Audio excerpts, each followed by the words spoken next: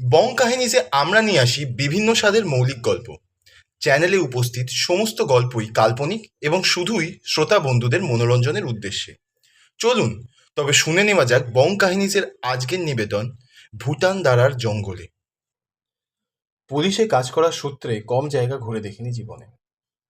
এমন অনেক ঘটনাই দেখেছি যেগুলো এক এক করে লিখলে একটা 1000 পৃষ্ঠার রচনাবলী হয়ে যাবে। সেসব ঘটনা মনে করলে আমার যে ঘটনাটা সবার আগে মনে আসে সেটা হলো ভুটান দারার ঘটনা। আমার পুলিশের জীবনের প্রায় প্রথম দিকে পোস্টিং হয় উত্তরবঙ্গের একটা ছোট্ট গ্রামে। কোনো এক সময় এই গ্রামের পথ দিয়ে উত্তরে সোজা ভুটানের রাস্তা ছিল। গ্রামের চারপাশটা তরাইয়ের ঘন জঙ্গলে ঘেরা, তার মাঝ বরাবর 50-60টা পরিবার নিয়ে তৈরি এই ভুটান দারা। থানায় বড়বাবু কেউ ছিল না, অর্থাৎ ওই পোস্টটা খালিই ছিল তখন। আমি মেজবাবু হয়ে যাই। বরাদ্দ হয়েছে থানা লাগোয়া একটা ছোট্ট টিনের চালের কোয়ার্টার। সকালে থানায় হাজিরা দিয়ে দুপুরের দিকে ঘরে এসে ঘরটা গোছাচ্ছি, হঠাৎই স্যার, কিছু জরুরত হলে বলবেন স্যার। আপনাকে তো ঠিক স্যার, আমি এই পাশেই থাকি, সামনে জিরক্সের দোকানটা আমার আছে। এই থানার টুকটাক মুড়ির কাজকর্ম করি। আপনি নতুন এলেন স্যার, তাই দেখা করতে এলাম।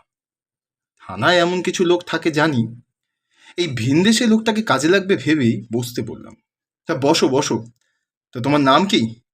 আমার নাম কিনলে স্যার, কিনলে দর্শি। তা কিনলে আজকে বিকেলের দিকটা একটু ফাঁকা আছো নাকি? জায়গাটা ঘুরে দেখতাম একটু। বিলকুল স্যার, বিলকুল। 4টার দিকে আসি। 4টে করো না, 4:30 করো। এসে হাঁক দিও, আমি তৈরি থাকবো। কিনলে চলে যাওয়ার পর বিছানাটা অল্প গুছিয়ে নিলাম। স্টোভ, ওভেন সবই কিনতে হবে। আসার সময় তাই শিলিগুড়ি থেকে সবজি ভাত প্যাক করে নিয়ে এসেছিলাম। ঠান্ডা হয়ে গেছে বটে, তবে খিদে তাই হাপুস হুপুস করে খেয়ে নিলাম। 2টোর দিকে খাওয়া শেষ করে টান টান হয়ে একটা ঘুম দিলাম। স্যার, ও স্যার, ঘুরতে যাবেন নি? ও স্যার। হুম, কিনলে বুঝি? একটু দাঁড়াও ভাইয়া, আসছি আমি, একটু দাঁড়াও। ঘুম থেকে উঠে তাড়াতাড়ি তৈরি হয়ে বেরিয়ে পড়লাম। ঘড়িতে তখন 4:45। সূর্যের সোনালি আলোয় চারপাশে সবুজ পাহাড়গুলো ঝলমল করছে যেন। একটা পাহাড়ি ঝোড়ার ওপর দিয়ে বাঁশের সাঁকো পার করে চলেছে। স্যার, এই জায়গাটার নাম হলো নতুন হাট। এখানে সন্ধে 7টার আগে অবধি সব রকমের জিনিসের দোকান পাবেন। 7টার পর বন্ধ হয়ে যায় নাকি? ভুটান দাঁড়াতে সন্ধ্যের পর রাত্রে হয়ে যায় স্যার। কলকাতার মতো সিস্টেম এখানে নেই। শুনে একটু মুষড়ে গেলাম, তবে ভেবে দেখলাম এই যে চতুর্দিকে জঙ্গল, দিনের আলোয় যেমন সুন্দর স্বচ্ছ লাগছে, রাতের অন্ধকারে তেমনই ভয়ানক। এখানে সূর্য ডোবার সাথে সাথেই দিনের শেষ হয়ে যাওয়াটাই স্বাভাবিক। সামনের বাজারটি বেশ বড়, তবে তখনই তারা ধীরে ধীরে গোটাতে শুরু করেছে। তাড়াহুড়োয় দরদাম করে একটা স্টোভ, একটু কেরোসিন আর সঙ্গে চাল, ডাল, নুন, তেল, আলু কিনে বাড়ির পথ ধরলাম। যাক, রাতের জোগান হয়ে যাবে। কাল পরশু এসে বাকি বাজার মশলাপাতি নিয়ে যাব। হ্যাঁ স্যার, আমাকেও বলবেন, আমিও আসবো। তাছাড়া আরো তো বাকি গ্রাম ঘুরে দেখা বাকি আছে নাকি? হ্যাঁ, কাল গাড়িটা নিয়ে একবার পেট্রোলিংয়ে বেরোবো, তা তুমিও তো আসতে পারো সাথে। কিনলে খুবই গদগদ হয়ে বলল, যাবো স্যার, যাবো যাবো যাবো স্যার। তোমাদের রাতে তার মানে কখনোই বেরোনো হয় না? তা সেটা কি জন্তু জানোয়ারের ভয় নাকি? হ্যাঁ স্যার, ওই দেখছেনই তো, চারিদিকে জঙ্গল। আমরা এভাবেই বড় হয়েছি স্যার। রাতে আমাদের কোনো কাজ রাখি না, শুধু দেবীর পূজা যেদিন থাকে সেই দিনই রাত জাগি। দেবী? কোন দেবী? আপনার কোয়ার্টার এসে গেছে স্যার, আমি কাল বলবো। আমাকেও ফিরতে হবে তো আসলে। পরদিন পেট্রোলিং করতে বেরিয়ে পড়লাম সকাল 10টা নাগাদ। কিনলে ঘুরিয়ে ঘুরিয়ে আমাকে নয়াবস্তি, রংলাঝোলা, মহিষ বাজার এমন অনেকগুলো জায়গা ঘুরিয়ে দেখালো। কলকাতার কংক্রিট দেখে বড় হয়েছি। জঙ্গল আর পাহাড়ের মধ্যে দিয়ে আঁকা বাঁকা রাস্তা ধরে চলতে চলতে মনের মধ্যে একটা পরম শান্তির অনুভূতি পেতে লাগলাম। জানেন স্যার, আমরা আসলে ভুটানের লোক। অনেক বছর আগে এই পথ ধরে ভারতে আসছিলাম। তখন এইসব অঞ্চল ঘন জঙ্গল। আমাদের দলের সর্দার মারা যায় এই পথে। কেমন করে? আর পায়ে কাঁটা বিঁধেছিল স্যার। ওই থেকেই সেপটিক। ফের? সে মরার আগে আমাদের এখানে থেকে যাবার নির্দেশ দেয়। তারপর আমরা বসতি তৈরি করি 25 জন মিলে। তারপর ধীরে ধীরে সংখ্যায় বেড়ে এখন তো 300 জনের মতো আছি। তো তোমরা ভুটানি ভাষা জানো? না স্যার, আমরা এখন পুরো মিলে ঝুলে গেছি সবার সাথে। দেখতে দেখতে জঙ্গল ডান হাতে রেখে বাঁ দিকে সেই পাহাড়ি ঝোড়াটার উপরের মোটা কাঠের সেতুর ওপর গাড়ির চাকা উঠল। কিনলে 2 হাত জড়ো করে প্রণাম সেরে নেব। এখানে কোনো দেবতা টেবতা আছে নাকি? এই তো স্যার, মা আছে সবার। খুব কথা শুনে স্যার, মা খুব কথা শুনে। একদম জীবন্ত মা আমাদের। তাই নাকি? ওই জঙ্গলের ভিতরে একটা মন্দির আছে, আপনাকে নিয়ে যাবো না হয় সেখানে। ওই যে বলেছিলাম না দেবীর পূজার কথা। হ্যাঁ হ্যাঁ, এই সেই দেবী। কিনলে মাথা নাড়ল, মুখ থেকে গুটকা ফেলে কপালে হাত ঠেকিয়ে প্রণাম করতে করতে বলল, দেবী জংলা কালী মা আছেন বলেই জঙ্গলের পাশে এত শান্তিতে রাত কাটাই।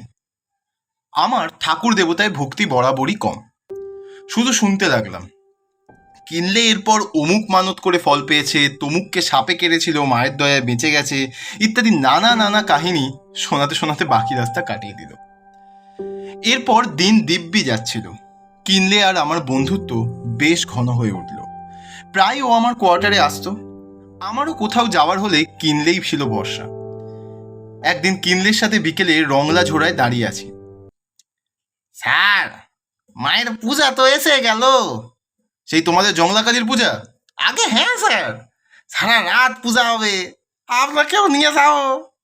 বেশ, তা যাব, তবে বেশি রাত অবধি থাকবো না। সে কি স্যার, মাঝ রাতেই তো আসল জিনিস ঘটে। কেমন জিনিস? ভর হয়, দেবীর ভর হয় স্যার। তাই নাকি? সে কিরকম?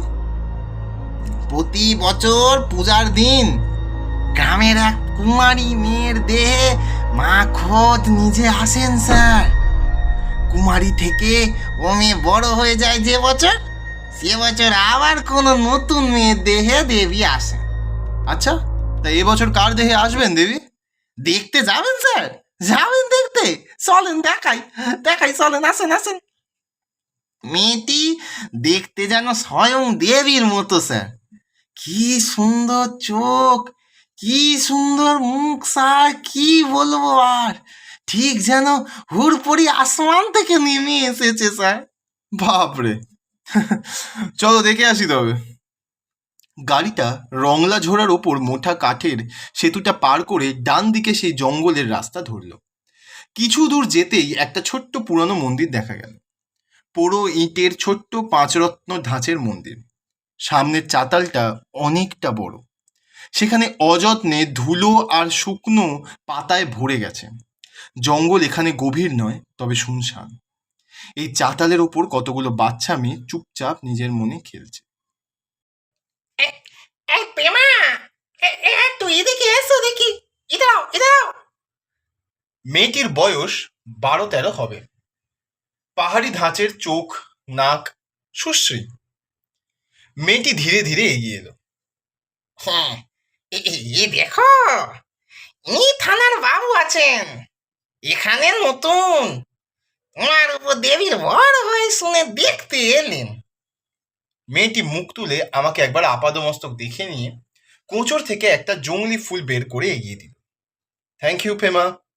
তুমি কোন ক্লাসে পড়ো? ক্লাস 6। তোমার উপর দেবী আসেন? আসে। তখন তোমার কেমন মনে হয়?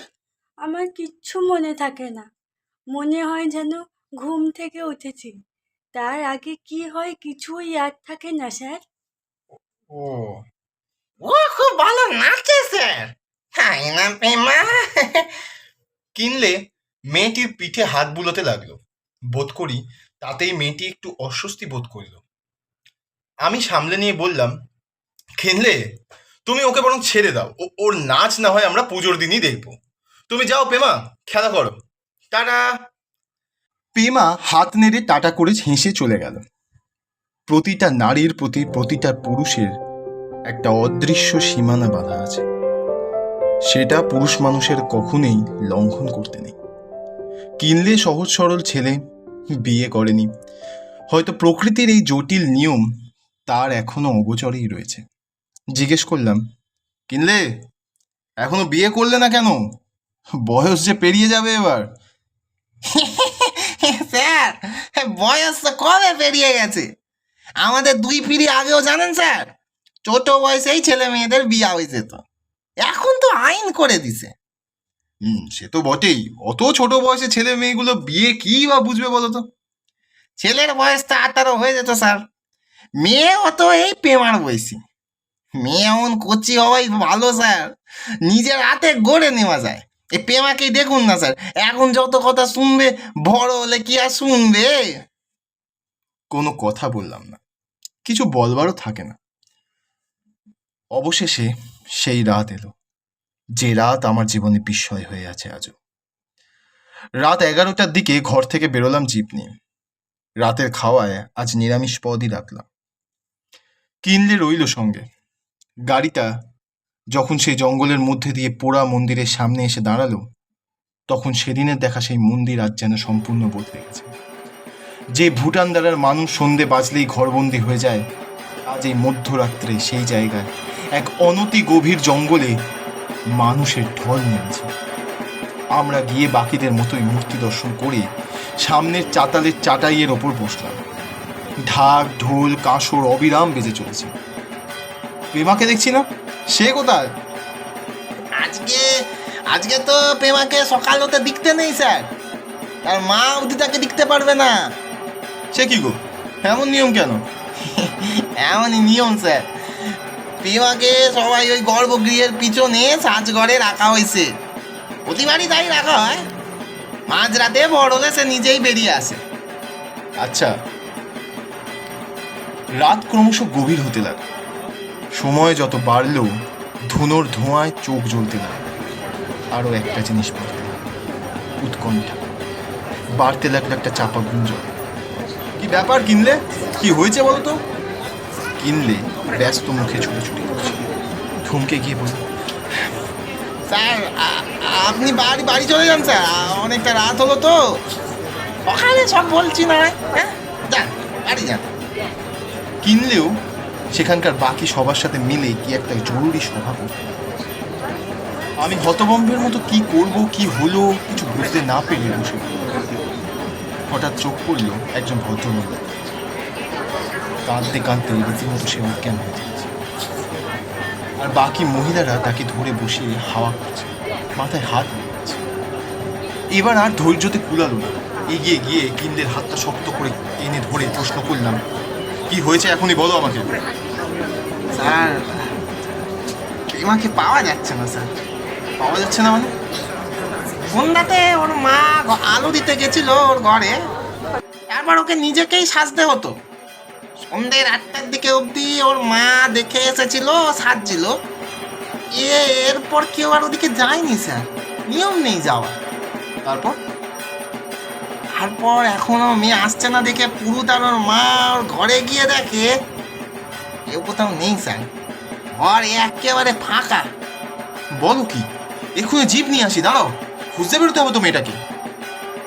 এতগুলো লোকের মধ্যে দিয়ে মেয়েটা গেল কোথায়? পিছনের দিকটায় যাওয়া বারণ ছিল স্যার, পুজো না মিটলে কেউ কোথাও যাবে না স্যার। আরে মেয়েটা হারিয়ে গেল আর তোমরা পুজোর কথা বলছো? মেয়েটা না হলে পুজো হবে কি করে? স্যার, ওই মেয়েকে না পেলে গ্রামের অন্য কোনো মেয়ের উপর মা আসবেন স্যার, মা আসবে। গ্রামে খোঁজ চলছে, ও মেয়েকে আজ আর পাবো না। অন্য কারোর ওপর ভর হবে স্যার, ভর হবেই হবে। আমি ঝাঁঝিয়ে বলতে যাচ্ছিলাম কিছু, কিন্তু হঠাৎই অনেক লোকের সম্মিলিত জয় মা চিৎকারে থমকে গেলাম। জঙ্গলের দিকে সকলে চেয়ে, সকলের হাত জড়ো হয়ে কপালে ঠেকেছে। যেখান থেকে জঙ্গলটা ঘন হতে শুরু করেছে, মুন্ডমালায় সজ্জিত, সারা গায়ে কালি মাখা একটা বছর 13 মেয়ে সেখানে দাঁড়িয়ে, এক হাতে খড়গ, গলায় জবা ফুলের মালা, আরেক হাতে জ্বলন্ত মশাল। হঠাৎই মেয়েটা একটা অদ্ভুত ধরনের উলুধ্বনি দিয়ে উঠল। তারপরে ছুটে এলো চাতালের মাঝখানে। তাকে জায়গা করে দিতে ভিড়ের মধ্যে একটা ঠেলাঠেলি শুরু হয়ে গেল। ওই ধুনোর ধোঁয়ায়, ঢাক, ঘন্টা, কাঁসরের আওয়াজে কেমন একটা নেশার মতো শরীরটা ভারী করে দিল। শুধু চুপচাপ দেখতে লাগলাম একটা নাচ, ঠিক নাচ নয়, যেন একটা উন্মাদ জোনাকি প্রচণ্ড আক্রোশে তার আলো ছড়িয়ে দিচ্ছে। মেয়েটির হাতের মশাল থেকে ছিটকে পড়ছে ফুলকি। এটা মানুষের নৃত্য নয়, না না, এ যেন কোনো সৌরঝড় আছড়ে পড়েছে এই ভুটানদারার জঙ্গলে।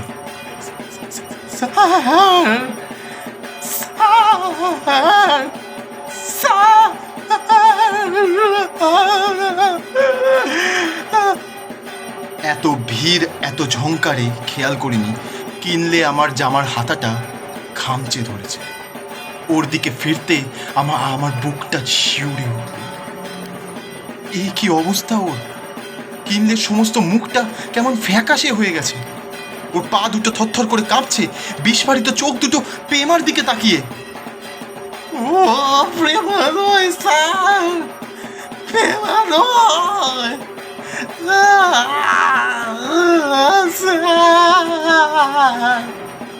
কালি ঝুলি মাখা এলো চুলে উন্মাদের মতো নাচতে থাকা মেয়েটির মুখ মশালের আলোয় জলজল করছে। এই পেমাই, চিনতে ভুল হচ্ছে না আমার। কি বলছো কিনলে? কি হলো তোমার? না স্যার, না স্যার, এ পেমা নয় স্যার, এ পেমা হতে পারে না। ভালো করে তাকিয়ে দেখো কিনলে, এ পেমা নাচছে, এদিকেই আসছে, দেখো ভালো করে।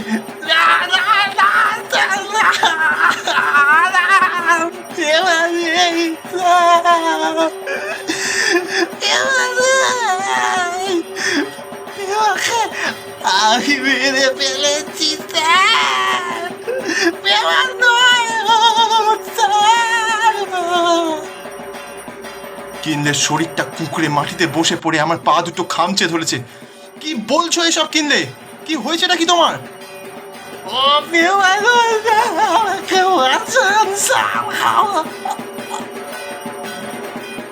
কথা শেষ হল। পেমা নাচতে নাচতে কখন আমাদের সামনে এসে দাঁড়িয়েছিল বুঝতে পারিনি। আমি হঠাৎই দেখলাম কিনলের শরীরটা যেভাবে বসেছিল, আমার পা খামচে একইভাবে বসে আছে। শুধু তার মাথাটা আর নেই। চাতালের উপরটা রক্তে ভেসে গেল, আর সেই রক্তেই মাখামাখি খেতে লাগলো গড়িয়ে যাওয়া কিনলের কাটা মাথা। বিস্ময় হয়ে তাকিয়ে থাকলাম প্রেমার দিকে। অস্ফুটে বললাম, কি করলে এটা?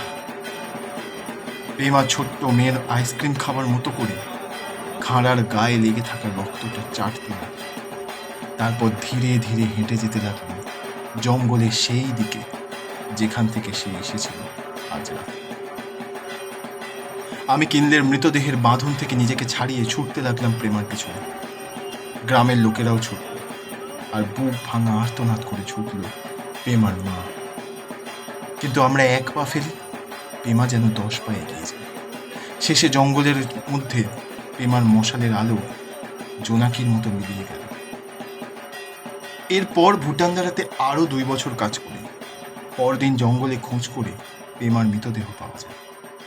ময়না তদন্তে জানা যায় যৌন নির্যাতনের কারণেই মৃত্যুর সময় রাত 10টা। পরীক্ষা করে আরো জানা যায় প্রেমার হত্যাকারীর নাম কিনলে দর্জি। প্রেমার সাজঘরে যাওয়ার যখন সবার বারণ ছিল, বন্য পশুর মতো হানা দেয় সে। কোনোভাবে ভুলিয়ে নিয়ে যায় জঙ্গলে, আর তারপর সব শেষে রাত 11:30টার সময় আমার বাড়িতে সেই পরিচিত কিনলের রূপে ফিরে আসে জংলা কালীর পুজো দেখাবে বলে। ঘটনাটা পুলিশের খাতায় অন্যভাবে সাজাতে হয়। পেমা 10টার সময় মারা গেলে সেদিন কার শরীরে মা এসেছিল? কে এমন তাণ্ডব নৃত্য নেচেছিল? কেই বা কিনলের মুণ্ডচ্ছেদ করেছিল? সমস্ত সত্যি ঘটনা পুলিশের খাতায় উঠলে এইসব প্রশ্নের উত্তর সারা জন্ম ধরে খুঁজতে হতো। পাহাড়ি মায়ায় মাখা কিনলের মুখটা আসলে যে একটা মুখোশ ছিল সেদিন বুঝতে পারিনি, তবে এখন বুঝি। কিনলের মতো কত হাজার হাজার মুখোশধারী শয়তান আমাদের আত্মীয় স্বজন সুজন হয়ে মিশে আছে আমাদেরই মধ্যে।